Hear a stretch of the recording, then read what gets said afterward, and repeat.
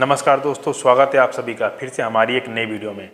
दोस्तों, आज हम बात करने वाले हैं सदी के महान गायक किशोर कुमार जी के बारे में। उन्होंने अपने ज़माने में एक से एक सुपरहिट गाने गाए और फिल्मी संगीत को एक अलग मुकाम पर पहुंचाया था। और दोस्तों, उन्होंने गाने के साथ साथ फिल्मों में एक्टिंग भी की और उन्होंने साथ साथ फिल्मों को प्रोड्यूस भी किया। तो दोस्तों, चलिए आइए जानते हैं उनके बारे में विस्तार से। दोस्तों, बने रहें वीडियो के अंत तक। तो दोस्तों, हम बात कर रहे हैं सुरों के सरताज किशोर कुमार जी के बारे में। किशोर कुमार ने डायरेक्शन की फिल्म में भी हाथ आजमाया था। एक अभिनेता और गायक के बाद किशोर कुमार की नई भूमिका का आगाज 60 के दशक में हुआ था, जब उन्होंने दूर गगन की छाँव में फिल्म बनाई थी।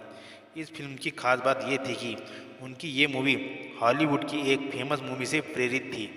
तो दोस्तों, चलिए आइए जानते हैं उनके बारे में विस्तार से।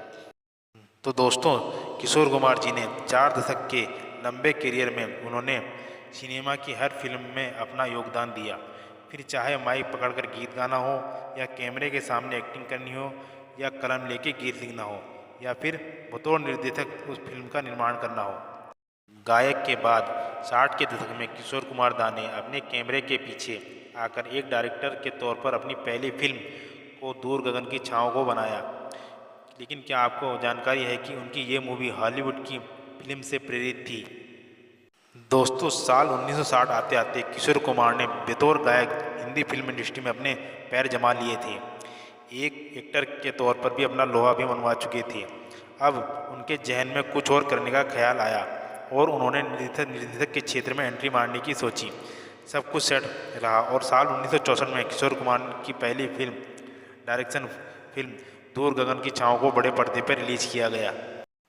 सिर्फ डायरेक्टर ही नहीं बल्कि बतौर एक्टर और प्रोड्यूसर भी उन्होंने इस फिल्म में काम किया था। रोचक बात यह थी कि दूर गगन की छाँव में किशोर कुमार के बेटे अमित कुमार ने भी बाल कलाकार की भूमिका अदा की थी। बाप बेटे की जोड़ी वाली ये फिल्म ठीक ठाक प्रदर्शन करने में सफल रही थी। और दोस्तों, दूसरी भाषा की फिल्मों से प्रेरित होकर हिंदी सिनेमा में मूवी बनाने का चलन काफ़ी पुराना है। किशोर कुमार की दूर गगन की छाँव में इसी ट्रेंड का हिस्सा रही थी। दरअसल उनकी फिल्म हॉलीवुड की popular film the proud rebel से इंस्पायर थी, जिसे साल 1958 में अंग्रेजी सिनेमा में रिलीज किया गया था। फिल्म की कहानी में दिखाया गया है कि अपने बेजुबान बेटे की आवाज़ वापस लाने के लिए ऑपरेशन कराने हेतु एक पिता पैसे जुटाने के लिए किस तरह से मेहनत करता है। और दोस्तों, दूर गगन की छाँव में से किशोर कुमार के डायरेक्शन करियर का आगाज हुआ था। इसके बाद उन्होंने कई फिल्में बनाई, जैसे कि हम दो डाकू, दूर का राही, बढ़ती का नाम दाढ़ी, शाबाश डैडी, दूर वादियों में कहीं, चलती का नाम जिंदगी, ममता की छाँव में। इस तरह की कई ऐसी मूवीज रही जिनका डायरेक्शन किशोर कुमार ने किया था। लेकिन इनमें से कोई दो राय नहीं है कि निर्देशक के तौर पर उनका करियर उतना सफल नहीं रहा जितनी शोहरत उन्होंने एक सिंगर और एक्टर बनकर हासिल की थी। और दोस्तों, एक किस्सा उनके जीवन से जुड़ा हुआ ये भी बहुत खास है कि एक बार आर.डी. बर्मन ने उन्हें पागल कहा था। तो दोस्तों, चलिए आइए जानते हैं उन्होंने आर.डी. बर्मन ने उन्हें पागल क्यों कहा था। दोस्तों, संगीत के शहंशाह राहुल देव बर्मन यानी कि आर.डी. बर्मन हिंदी सिनेमा के उच्च कोटि के फनकार रहे। 27 जून को उनकी बर्थ एनिवर्सरी मनाई जाती है। इस खास मौके पर आज हम आपको पंचम दा आर.डी. बर्मन और किशोर कुमार की पहली मुलाकात के बारे में बताने जा रहे हैं, जब उन्होंने किशोर कुमार को पागल आदमी कहा था। तो दोस्तों, राहुल देव बर्मन यानी कि आर.डी. बर्मन हिंदी सिनेमा के वो फनकार थे जिन्होंने संगीत की परिभाषा को बदलकर रख दिया था। उच्च कोटि के संगीतकार के तौर पर उन्होंने इंडस्ट्री में अहम योगदान दिया था। उन्हें पंचम दा के नाम से पुकारा जाता था। 27 जून 1939 को कोलकाता में उनका जन्म हुआ था। पंचम दा की बर्थ एनिवर्सरी पर हम आपको उनकी और सुरों के सरताज किशोर कुमार की पहली मुलाकात का दिलचस्प किस्सा सुनाने जा रहे हैं, जब उन्होंने किशोर कुमार को देखकर आर.डी. बर्मन ने कहा था कि यह आदमी पागल है। आइए जानते हैं उस वक्त ऐसा क्या हुआ था।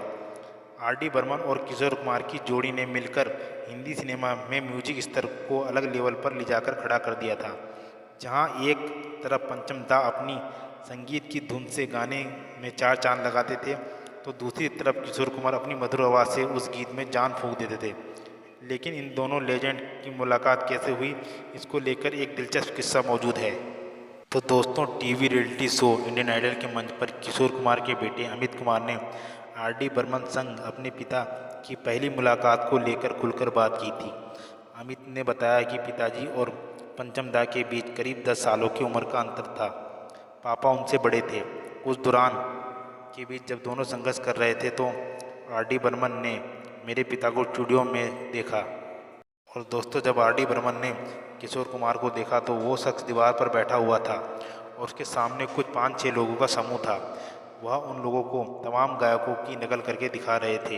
उनका स्टाइल इतना अलग था कि इसे देखकर पंचम दा भी हैरान हो गए और उन्होंने वहाँ मौजूद लोगों से पूछा कि ये आदमी कौन है।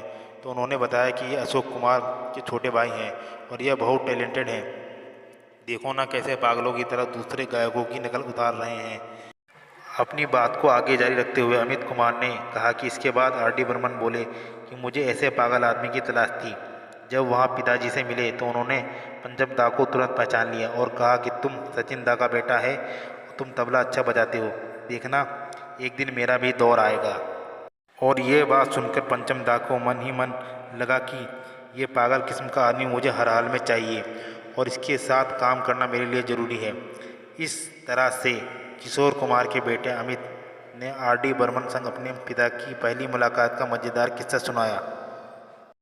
तो दोस्तों, आपको हमारी ये वीडियो अच्छी लगी हो तो वीडियो को लाइक करें, चैनल पर नए हैं तो चैनल को सब्सक्राइब करें, सब्सक्राइब करके ऑल का बटन जरूर दबाएं ताकि हमारे द्वारा डाली गई वीडियो की नोटिफिकेशन आप तक सबसे पहले पहुंचे। तो दोस्तों, किशोर कुमार का आपका सबसे पसंदीदा गाना कौन सा है, कमेंट करके जरूर बताएं।